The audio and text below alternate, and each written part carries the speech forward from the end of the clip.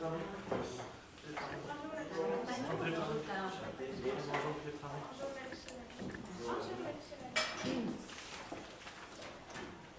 numéro d'équipe? Oui. Pour l'école de management collégial universitaire. Universitaire. C'est bon. Je vous lirai les instructions du CAP pour ensuite laisser les juges se présenter un par un. Vous disposez de 15 à 20 minutes afin de présenter votre solution aux juges. Le temps s'écoule à partir du moment où un des membres de l'équipe débute la présentation. Je vous montrerai le temps restant à l'aide d'un carton lorsqu'il vous restera 10, 5, 2 minutes, 30 secondes et les 10 dernières secondes vous seront indiquées à l'aide de mes doigts. Si l'un des membres de l'équipe continue à parler à la fin du décompte, je vais le signifier et la présentation s'arrêtera de cet instant. Si vous faites moins de 15 minutes, il y aura une pénalité d'1 point par 30 secondes manquantes.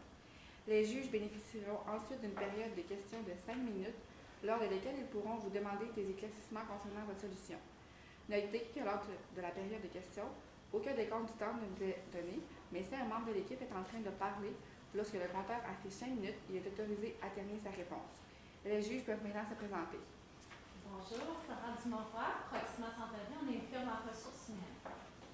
Bonjour, je m'appelle Samuel Auquette, je suis fondateur de l'entreprise Retour qui fait les tournées de microbrasserie. Bonjour, je suis Samuel Lemond, en stratégie marketing et communication et mon collègue Fédéral. Kevin Poulin, copropriétaire à la clinique de Sur-le-Famille du Campbell. Bonjour à tous, bonjour messieurs, dames. C'est un plaisir et un honneur d'être ici. Une belle chance pour nous, vraiment, de l'opportunité. J'ai beaucoup de plaisir aujourd'hui jusqu'à présent. Je veux vous dire qu'en toute franchise, nous, le cas où on a reçu, le vôtre, nous a un peu surpris. On est stabilisé, la médecine, l'infirmerie, gérontologie, c'est pas un domaine nécessairement qu'on connaît beaucoup. Cependant, là, on a eu plaisir à essayer de trouver des solutions qui, on espère, vont vous plaire. Vraiment, on a fait du mieux qu'on pouvait. Donc, allons-y. Donc, de ce qu'on a compris, votre entreprise, c'est une entreprise jeune. C'est une entreprise qui est fondée sur une passion. C'est la passion des soins, mais également la passion de l'entrepreneuriat.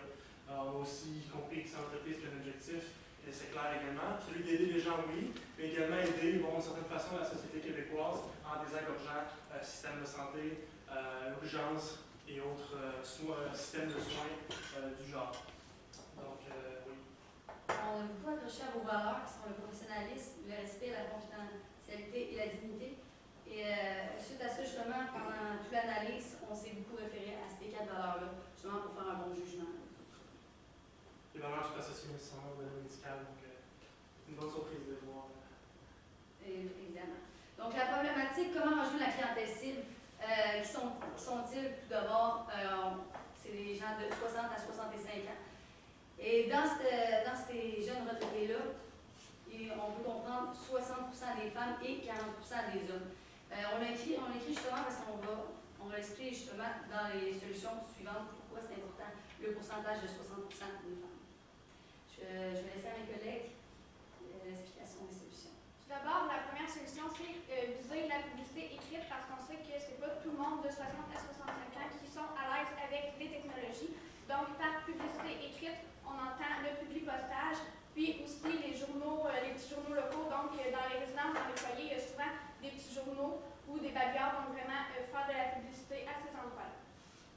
Ensuite, d'autres formes un peu plus originales.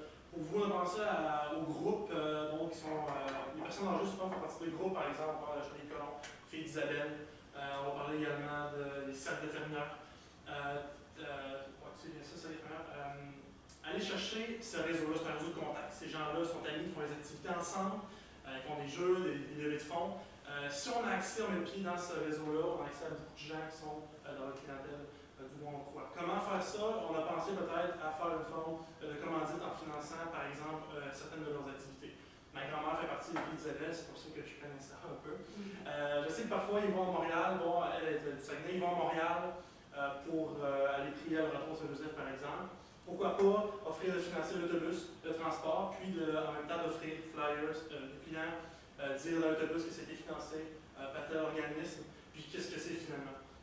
De plus, on a pensé peut-être à une sorte de promotion. Le nom sonne un peu farfelu, mais je vais vous en parler un peu plus. Dans notre clientèle, bien sûr, il y a les jeunes retraités de 60-65 ans, mais aussi adolescents, jeunes adultes. Ceux-là sont plus disponibles par les réseaux sociaux et les sites Internet. Donc, on a pensé que par Facebook, par exemple, à travers la publicité payée, vous pourriez proposer des écrit littéralement ouverture de dossier gratuite. Là, comment on fait pour ouvrir un dossier gratuitement? C'est t'amènes ton aîné, puis on ouvre ton dossier. Ça, c'est vraiment pensé à ça. Donc, on écrit un truc, par exemple, suivi médicaux, dépistage, vaccin, voyage. Amène ton aîné, on ouvre ton dossier.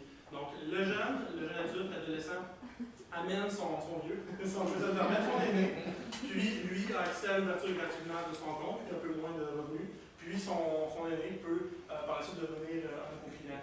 Donc, de cette façon-là, une sorte de parrainage, on va dire.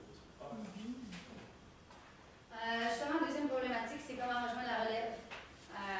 Justement, comment vous allez pouvoir avoir des médecins. C'est simple, on s'en va vers une population vieillissante, les baby boomers. Donc, on pense que ça va être plus facile justement pour vous de recruter des médecins, justement des personnes qui étudient en soins, puisque la population est vieillissante, comme je l'expliquais un peu plus tôt, et que ça va être plus facile justement de pouvoir aller chercher des gens qui vont s'occuper de ceux-là de 60 à 65 ans, la clientèle cible que vous avez. Mais comment aller chercher? Comment aller chercher ces gens-là? On a deux solutions justement pour vous. Notamment d'être très proactif. Je ne veux pas dire que vous êtes paresseux. Ce que je veux dire, c'est qu'il faut voir un peu, il faut aller très rapidement chercher les gens. Comment faire ça? Dans les cégeps, par exemple. Les gens étudiants en sciences naturelles, profil santé. Qui ne savent pas encore exactement qu'est-ce qu'ils veulent faire. Est-ce qu'ils veulent devenir pharmacien? Est-ce qu'ils veulent devenir physiothérapeute? Infirmier? Médecin? Et qui ne savent pas encore quelle branche nécessairement. Pourquoi pas ne pas aller dans les tempêtes de sciences, les forums, les conférences sur le domaine scientifique, puis présenter la gérontologie, la télémédecine, dont vous avez abordé dans le document, toutes ces choses-là, en parler rapidement, s'il migraine rapidement dans la tête des jeunes de la relève médicale, puis également ceux qui sont en médecine en début de parcours. Pas ceux qui ont déjà fait un choix, par exemple, qui ont décidé de retourner sur la cardiologie, ben, c'est peut-être trop tard. Avant ça, pour leur proposer, leur faire découvrir ce monde-là. La deuxième solution est beaucoup en lien avec la première, donc c'est vraiment offrir des stages aux étudiants, au cégep et à l'université, parce que justement, souvent par rapport à la gérontologie, les gens ont souvent une mentalité plus fermée, dans le sens que c'est un milieu un petit peu moins stimulant. Donc vraiment, leur montrer c'est quoi la télémédecine pour les accrocher, puis les inciter justement à venir travailler pour vous. La troisième question que vous nous avez proposée, c'est celle de la technologie et de la vieillesse. Comment unir les deux? Parce que souvent, on a le préjugé que ces gens-là n'ont pas accès ou n'ont pas intérêt au domaine des technologies de l'information. La mentalité des gens de 60 à 65 ans, par exemple, très variée. Certains vont être très intéressés, ceux qui ont travaillé toute leur vie avec les ordinateurs, parce que ce pas des gens qui ont travaillé durant la deuxième classe, des gens qui ont travaillé pas si longtemps, donc eux ont accès à l'informatique. Cependant, leur niveau d'aise avec les technologies d'information sont très, très variables. Donc, c'est là qu'il y a une complexité. Comment aller les chercher? Et clairement, on a une solution pour ça. Justement, nous, ce qu'on a trouvé comme solution, ça serait une campagne.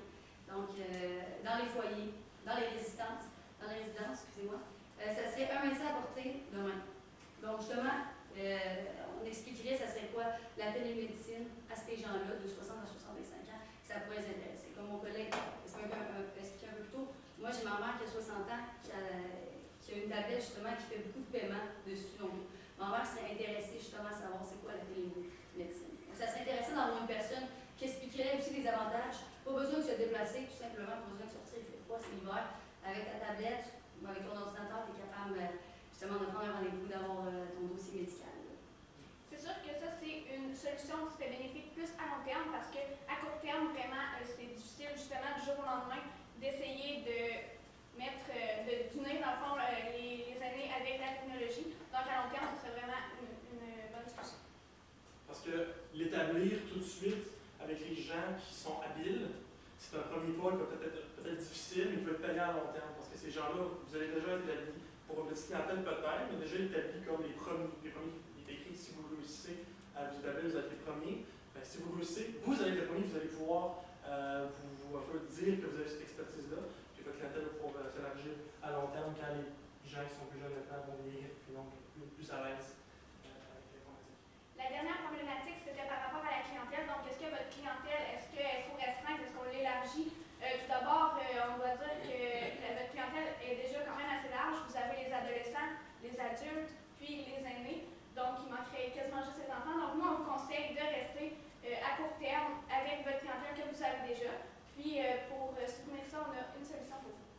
C'est ça. ça. En fait, on vous suggère vraiment de fidéliser votre clientèle. Puisque c'est la première année, que c'est une entreprise assez jeune, fidélisez-la, concentrez-vous sur les 60 à 65 ans. C'est vraiment ce qu'on vous suggère.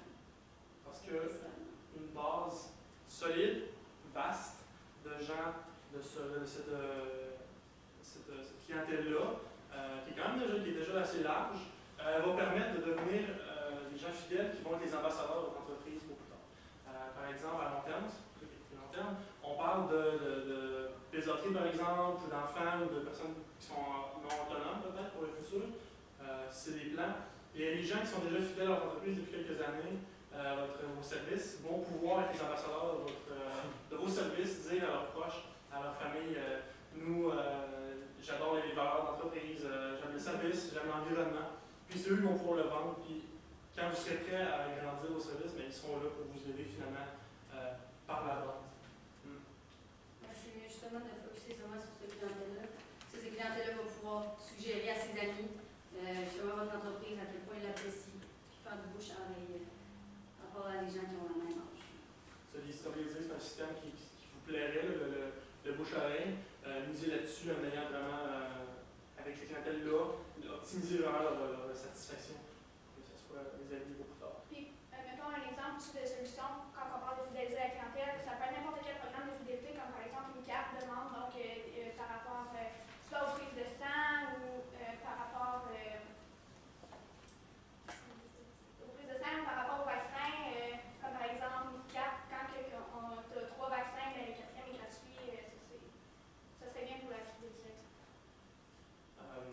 Bien entendu, vous parliez de pharmacies qui peuvent être des opposants potentiels.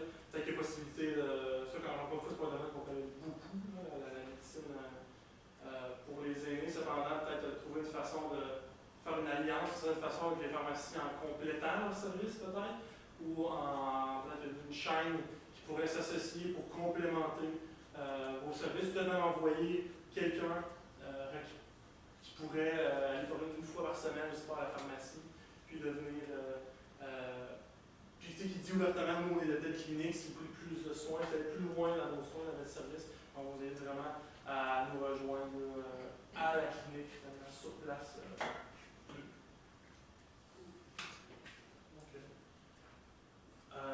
Pour conclure, c'est sûr que, encore une fois, on espère que les réponses qu'on vous a données étaient à la hauteur de vos attentes. C'est sûr que, encore une fois, on n'est pas des experts du domaine. Cependant, c'était vraiment un plaisir de découvrir vos services, vos défis, vos objectifs. On souhaite vraiment que vos buts d'expansion se réalisent. On va procéder à la tête de liste.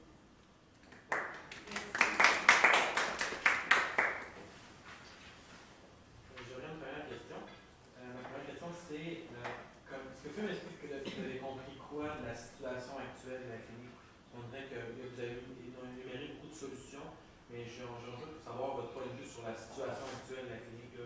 Une analyse de la clinique en elle-même, vous voyez ça comment? Les services qu'elle a? En fait, une analyse de la clinique elle-même. Je ne sais pas si vous comprenez ce que je veux dire. À part force, des opportunités. Ouais, effectivement. Je peux lancer, mais je pense que la force, c'est des services qui sont peu dispendieux. Donc, c'est du privé, oui, mais c'est des services qu'on a besoin peut-être plus régulièrement, puis on aurait à passer nécessairement par le système, de prendre un rendez-vous, de trouver un médecin à l'urgence. C'est très long, donc la force vient de là. Ce pas des services qui sont hors de prix, je pense que la plupart des gens peuvent se l'offrir. On ne parle pas de chirurgie qui fait des milliers de dollars, on parle de prise de sang, on parle de l'adosonée. Donc, ça, je pense que c'est vraiment une force, l'accessibilité, je pense vraiment, puis la location, bien entendu, l'endroit où l'entreprise, c'est sûr que si c'est entouré de 100% métier, c'est entouré de personnes dans votre style d'âge.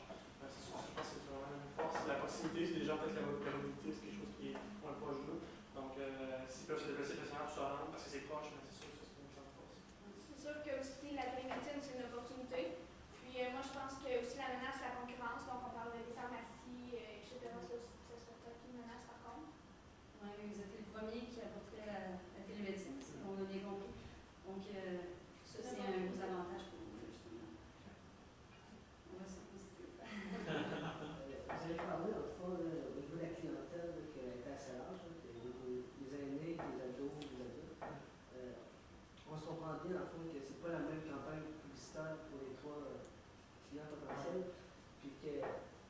même si des ados sont beaucoup présents sur les réseaux sociaux, c'est pas le premier réflexe, je pense, d'aller une page de clinique médicale à 20-25 ans, ou même à 15 ans. On peut même commencer à 15 ans. Comment vous voyez la façon d'approcher ce secteur de jeunes? Si tu leur proposes une activité sportive, ça va être de même, mais des soins de santé, comment la stratégie pour le rejoindre? C'était vraiment pas, nous on parlait pas tant de liker la page, nécessairement, on parlait de la promotion là, qu'on vous a posée. En plus de voir une publicité d'un concours, tu sais, mettre des images par rapport au voyage, par exemple, attirer les jeunes voyageurs. Tu sais. Ceux qui 15 ans, c'était moins là. On parle des jeunes qui veulent partir en pack-sac, tout ça. Ils veulent faire des voyages, on leur offre. Vous pouvez aller à telle clinique, vous allez payer l'ouverture de dossier et le vaccin. Avec ce concours-là, vous allez juste payer le vaccin finalement. L'ouverture de dossier, si vous amenez votre père avec vous, vous ne payerez pas. C'est comme ça qu'on voyait. On ne parlait pas nécessairement de liker la page, mais bien d'afficher de visibilité. Là, vraiment. Sur Facebook, on scroll, là, on descend. Là, ouverture gratuite, voyage, tout, vaccin. C'est plus comme ça qu'on voyait, je pense. Exactement. Je sais pas si je réponds à votre question. Oui, pardon. Avez-vous des aujourd'hui, moi je sors d'ici, il faut que je fasse une action immédiatement parce que je veux que ça avance. Là. Donc, c'est quoi la priorité que je dois prendre? La chose prioritairement que je dois faire en sortant d'ici. Donc, lundi matin, à 6h30 que je rentre, là, je dois faire quoi? C'est vers quoi je me concentre? Moi, je pense que ça serait la publicité écrite. Donc, comme on a parlé de publipostage, dans les journaux aussi. Puis il y a la campagne aussi qui est quand même assez facile à mettre sur pied. On parle de conférences, on planifie des conférences, la campagne un médecin à portée de moyen. Je me concentrais vraiment sur l'âge, 60-65 ans, tout de suite. Comment j'ai commencé à penser au projet, les mettre en place, mais c'est sûr que la publicité écrite,